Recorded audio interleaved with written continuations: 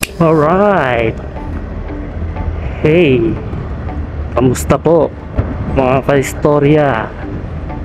Maligayang pagbabalik po sa ating channel dito sa ating YouTube channel na History Motovlog. Alright, ilang araw na lang sasapit na naman yung araw ng mga santo. Lapit na naman ng undas. Ayan, ilang araw na lang ay undas na. So ating na namang gugunitain yung mga mahal nating sa buhay na namayapa na, at siguradong punuan na naman ng mga sementeryo. So ngayong araw ay pupunta tayo syempre sa isang sementeryo diyan pa rin sa Valenzuela City, at mamamasyal tayo dyan sa isang lumang sementeryo. Siyempre hindi para magtakutan or else na mga kwentong kababalaghan, hindi naman sa ganon.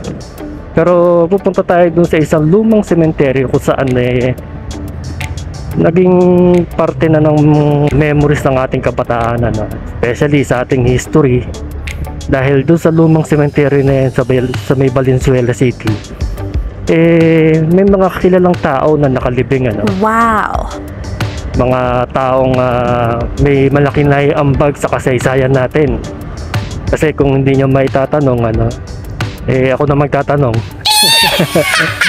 Joke lang.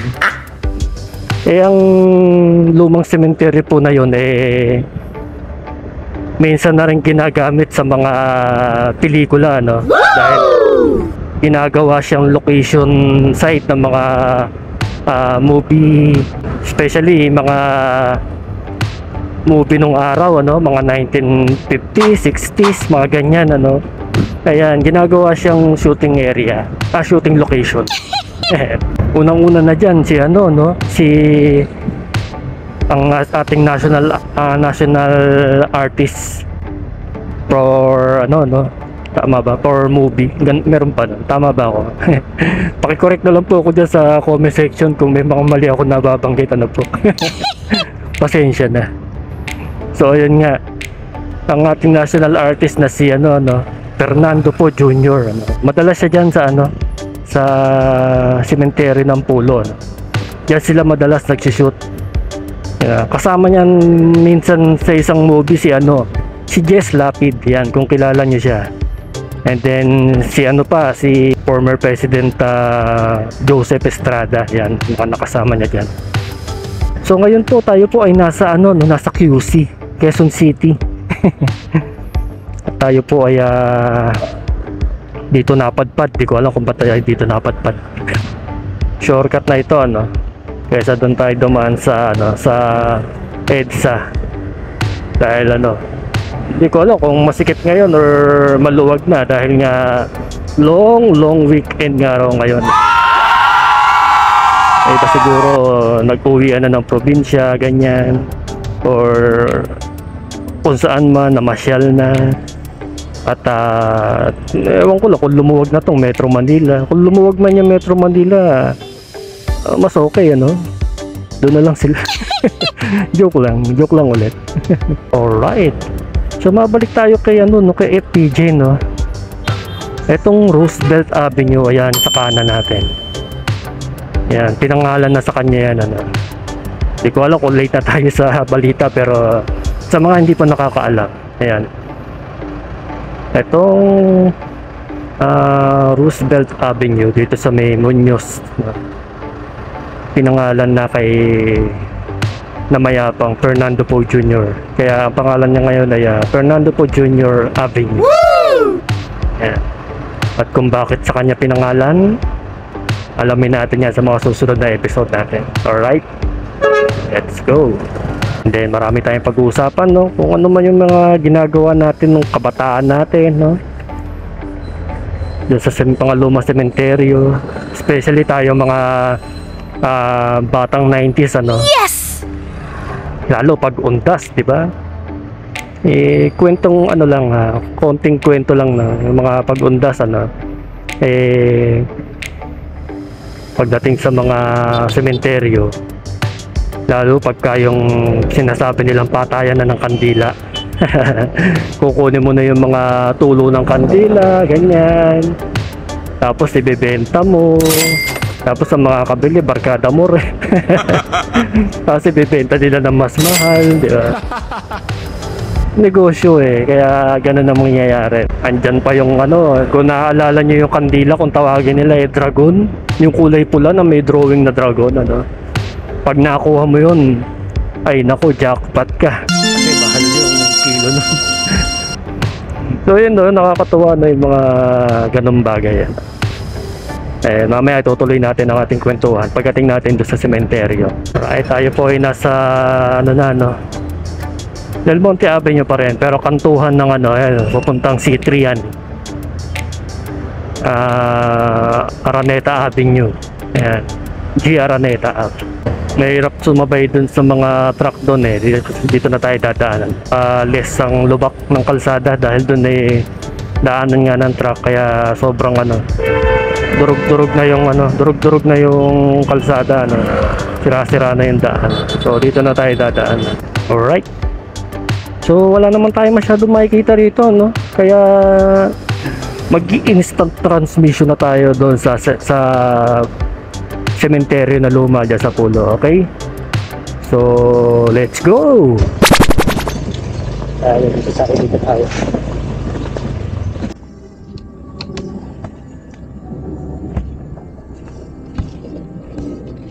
Muna ako. Alright. Yun, welcome po sa ito tayo. Ito po ang aming tambayan ng araw. Medyo malaki na rin ang pinagbago, pero yun at yun pa rin, sementeryo pa rin. Yun, may mga naglilinis na. Ito, lubog. Mga klasiko.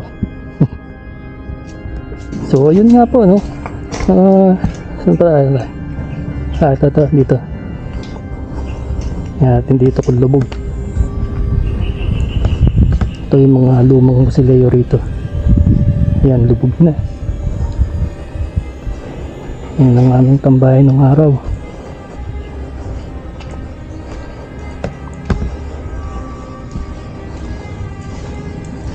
Nakalubog na.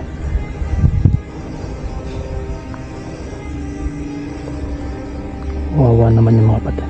Anyway, yun nga po, nasa loob tayo ng sementeryo. Isang lumang sementeryo dito sa Valenzuela City. Ayan. Nakikita nyo, mga bagsak na yung bubong. Hindi tayo pwedeng tumawid at malalim yan.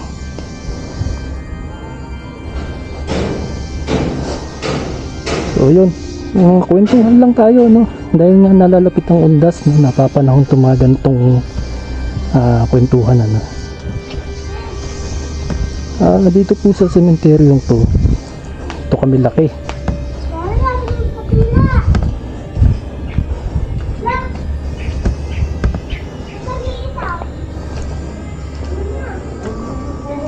Yan. Dyan sa taas ng mga nicho na yan, diyan kami naglalaro ng araw. Sigurado marami sa inyo ganyan din ang gawaan. Lalo na pagdating ng hapon, practice dyan, naglalaro. Eto, naalala ko, nilulundagan pa namin to papunta ron. Nakakamiss din ng mga kabataan. Yan, so naayos na nila, dahil nga lapit na ang undas, ilang araw na lang. So yun, nakakahingal pala.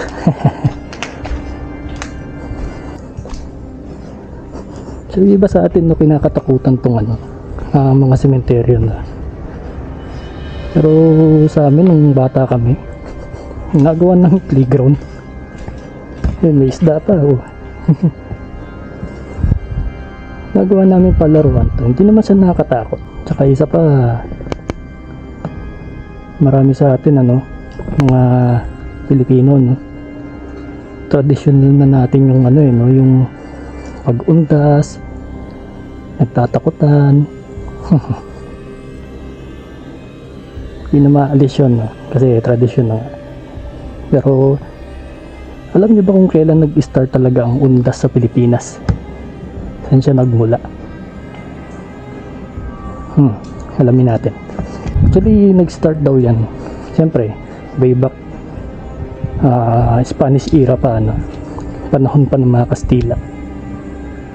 Galing daw yun sa word na ano, Hondras o Ondras, silent H, pero pagka in-spell mo siya ay may H, so Ondras lang.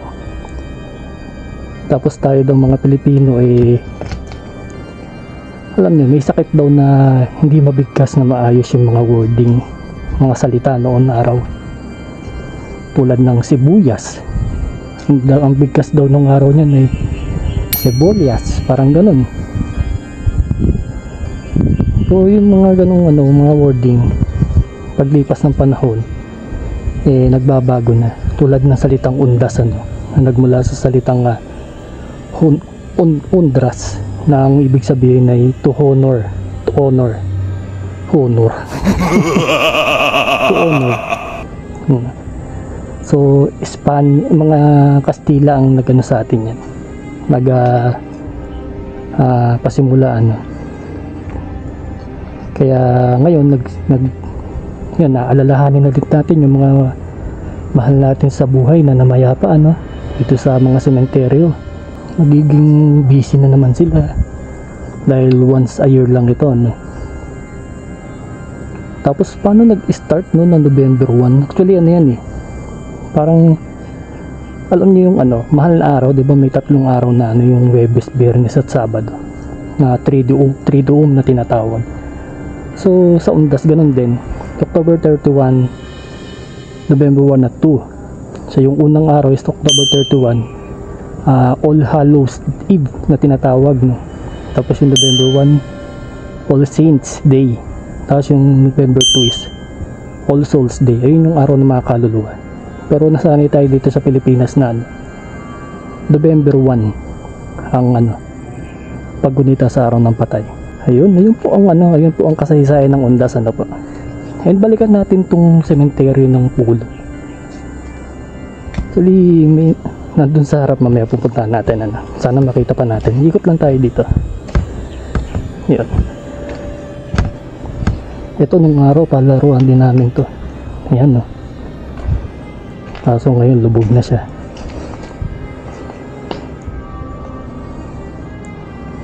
Hindi tayo makakatawid at may baha, malalim.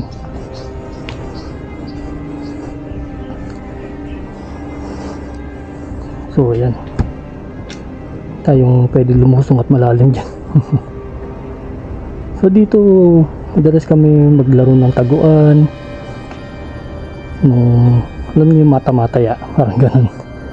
Habulang kayo dyan, akit kayo dyan sa mga nicho-nicho. Nakakatuwa ng araw na hindi pa masyadong uso yung mga cellphone, social media. Ito nagiging libangan natin ng araw, maglaro sa sementeryo. Diba? Marami na buo rito, mga pagkakaibigan, mga away, ganyan. Hindi may iwasan, siyempre mga ligaw-ligawan ng bata noon, yan, may mga namuong dyan, relasyon. Yan, tara, pasyal tayo dito. Yan, dito tayo daan.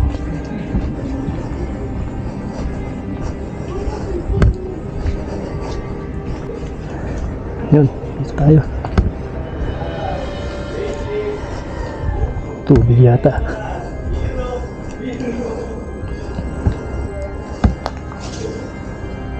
Baha. Ito baha din.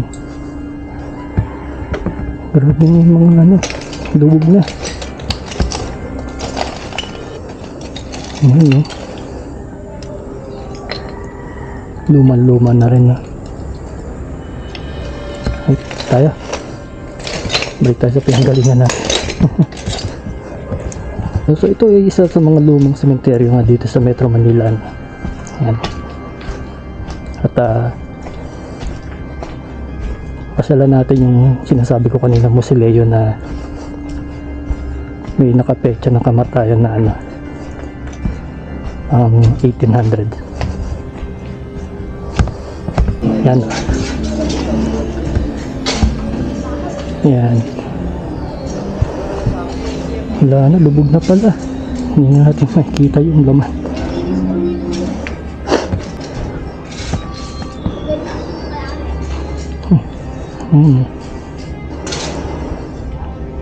Nanganak siya 1892.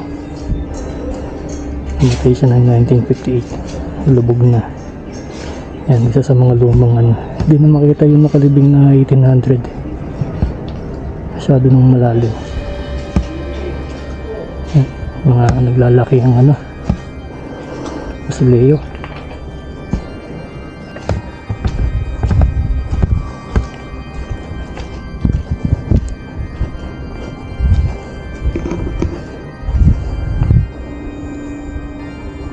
Dito tayo. Saan tayo lulubog?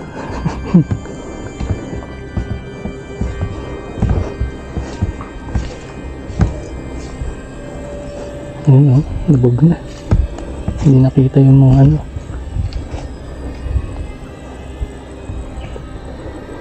Ito na lang siguro, malalim doon. Okay, hindi tayo. Huwag lang may susulpot na ahas, tatakbo talaga ako. So dito sa cemetery na to, may mga pwesto rin ng mga anghel na maagang namayapaan, tulad niyan.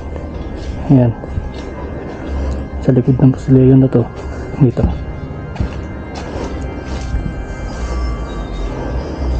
Ayan, puro baby yung nakalibing dito, puro bata yan, as in kapapanganak lang o mga ilang araw lang nabubuhay sa mundo, namayapa agad. Ay, yun, no? Ito nung araw akyatan namin to. Oops, akyatan namin yan. Ayan, naalala ko pa nun, muntik pa ako malusot sa isang nicho dahil bumigat. Buti na lang hindi masyadong mabigat yung pagkakabagsak. Yung nasabi ko kanina, no, para sa akin is ano to, no, historical. Mamaya dyan sa likod na yan pupuntahan natin kung bakit ko nasabing ito ay historical. Dahil doon po nakalibing ang tao na pinanggalingan ng pangalan ng Valenzuela City, ano, si Dr. Pio Valenzuela.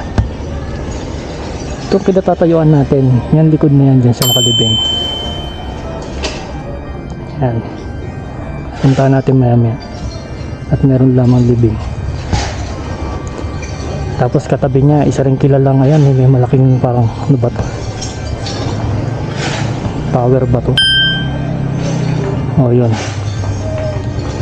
yung malaking tower na yan. Isa rin sa mga kilalang ano, personalidad dito sa bansa natin, nakalibing doon. So yun nga, no, kayo baka may mga kwento kayong mga kabataan nyo dyan, no, mga araw, no, kung mga gaano kayo kasi naglalaro sa cemetery. Comment down below lang para mapagkwentuhan naman natin yung mga masasaya nating childhood memories. Ayan, comment lang po kayo, pansinin nyo naman ako. Joke lang, biro lang po. So ayun, dito dati may nakatayong malaking puno dyan, no. Kung familiar kayo sa mga ano, mga malalaking akasya na natatakutan ng araw na meron daw kapre. meron nakatirang mga laman lupa, mga ganyan. Ano yan eh, parte yan ng kultura ng Pilipino eh. Siyempre lagi natin iniisip na pag may mga lumang ganyan, mga lumang struktura, eh automatic may multo, may napaparamdam. Pero sabi ko nga no, bago natin tatakutan yung isang lugar, alamin natin kung meron sa naiambag sa kasaysayan natin, ano po. Huwag nating tatakutan agad kaya ng mga sementeryo to.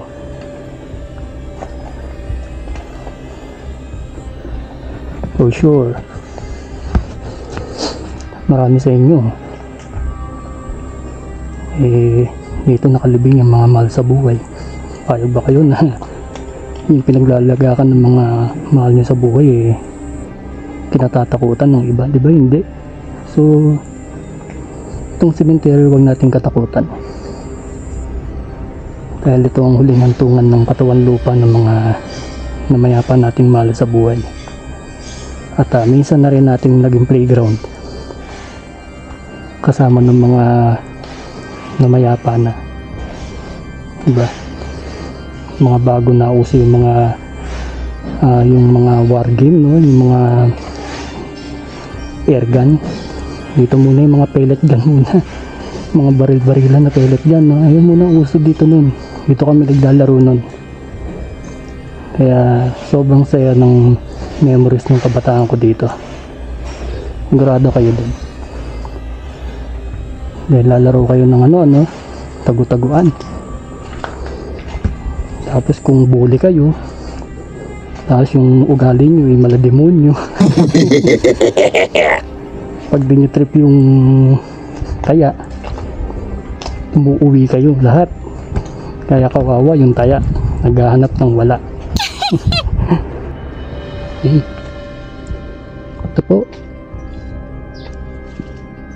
Ito po ang libingan ni Dr. Pio Valenzuela. Pasok po kami. Ito po, Dr. Pio Valenzuela, ang magiting na anak ng pulo. Tapos ang kanyang asawa si Doña Marciana. Ayun. So kung gusto niyo po siyang puntahan, magbigay ng pugay, yan, pwede po niyo puntahan dito sa libingan niya, dito sa May Pulo, Valenzuela City. Okay po, thank you.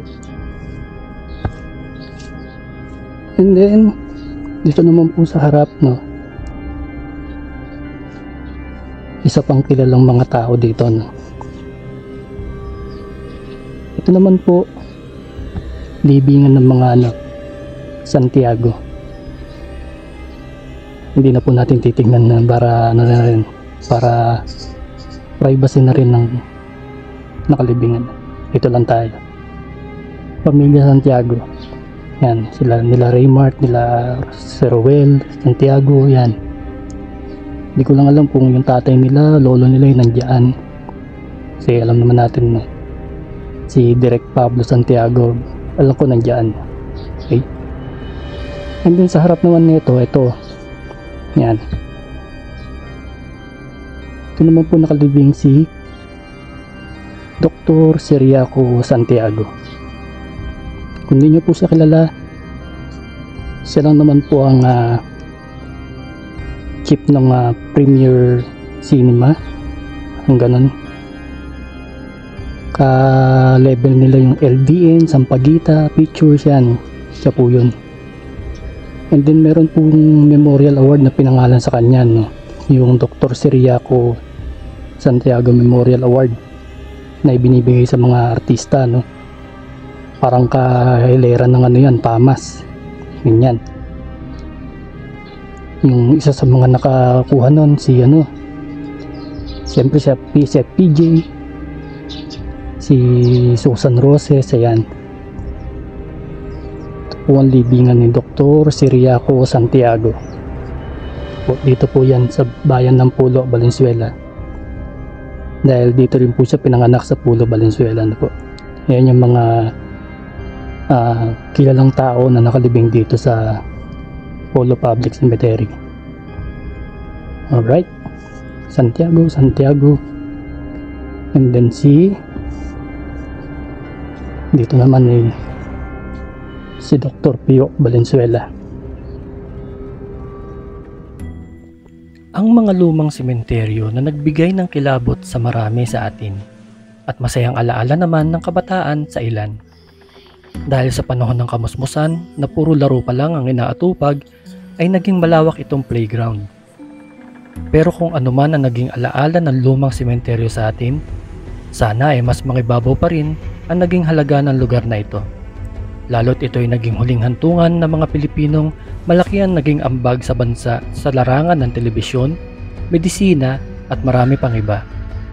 Meron din mga bayani na nakipaglaban para sa ating bansa.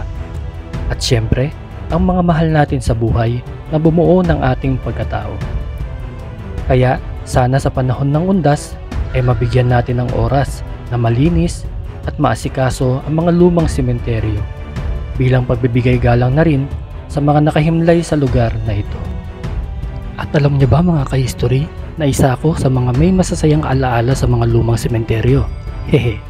At ang madalas naming tambayan ay ang lumang sementeryo sa lungsod ng Valenzuela. Nandiyan ang tagu-taguan, war game, mata-mataya, at kung ano-ano pa na mga laro noong araw na talaga namang labis na saya ang aking nararamdaman kahit puro pawis ang aming katawan. Kayo, mga ka-history, comment down below kung sino sa inyo ang naging malaking playground din ang mga lumang sementeryo.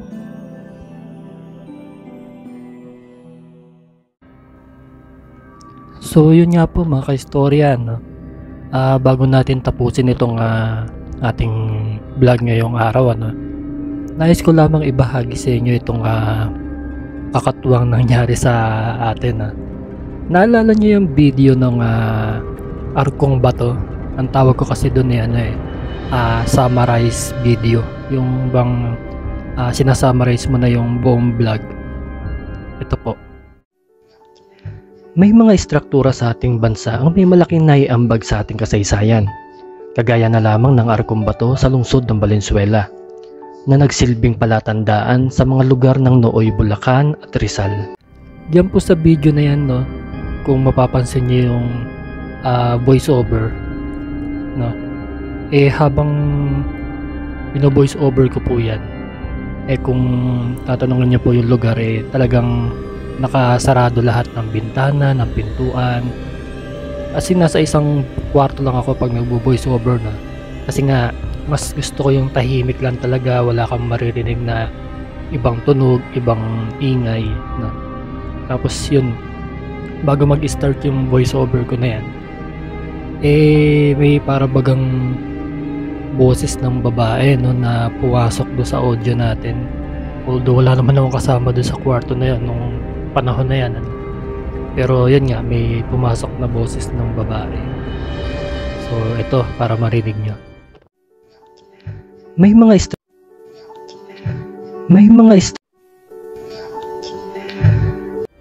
So ayun, yun yung boses ng babae. Kaya nagtataka din ako saan nanggaling, kasi yung gamit nating mic ay Boya na mic na omnidirectional lang. Kailangan mo siya itutok sa bibig mo o kaya itapat talaga sa bibig mo na malapitan para marinig ka ng malinaw. So yun, nagtataka rin ako saan galing. Hindi ko alam kung ano ba yun, so kung saan nagmula yung boses na yun. Kaya yun, kung sa tingin nyo kung ano yun, kung open-minded po kayo sa mga ganyang usapin, kung ano iniisip nyo, hindi rin nyo iniisip ko. Total na pag-uusapan na rin naman natin yan dahil nga mag-uundas na. Kaya ayun lang naman po, at naibahagi ko lang po sa inyo yung aking kakatuwang experience na yan. Although ako naman naniniwala din naman ako na meron talagang mga pangyayaring hindi maipaliwanag dito sa ating mundo. Kaya may mangyayari talaga mga ganyan.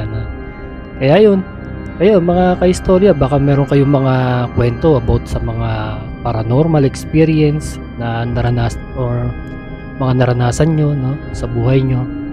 I-comment down below lang din po, ano, para mapag-usapan natin yan. Ayun lamang po at maraming salamat. So yun po, no, tayo pauwi na. At nawa ay nag-enjoy po kayo sa ating kwentuhan ngayong araw. At nawa ay